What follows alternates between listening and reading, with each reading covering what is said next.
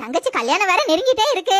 தோட்டத்தெல்லாம் வித்துட்டேயா, செலவுக்கு இன்னும் காசு பத்தாது. ஒரு 1,00,000 ரூபாய் இருந்தா ஏற்பாடு பண்ண முடியுமாய்யா? நினைச்சேன் இந்த கிழவி காசுக்காக தான் போன் பண்ணிருப்பான்னு. இன்னுங்க காசெல்லாம் இல்லன்னு சொல்லுங்க. என்ன சின்ன பொண்ணு, பேங்க்ல 2,00,000 ரூபாய் இருக்குலா? ஹலோ ஐயா, கேக்குதா? ஏமா இருமா ஒரு நிமிஷம், கொஞ்சம் சிக்னல் ப்ராப்ளமா இருக்கு. என்னங்க போனை மியூட்ல போட்டிருக்கீங்களா? போட்டிருக்கேன் சின்ன பொண்ணு, அம்மா லைன்ல தான் இருக்கா, சீக்கிரமா சொல்லு. என்னது சொல்லணும் மறமாட்டேன், இது கூட தெரியாதா?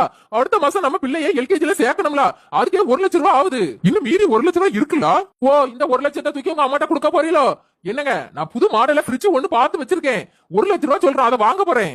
ஹலோ ஐயா, என்னங்க உங்க அம்மா கிட்ட சொல்லுங்க, இருந்த காசெல்லாம் செலவாய் போச்சுமா, வேணா 1,00,000 ரூபாய் கடன் வாங்கி தரட்டுமான்னு கேளுங்க.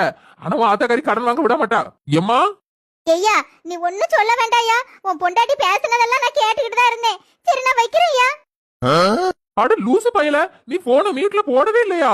அவசரத்துல மறந்துட்டேன்.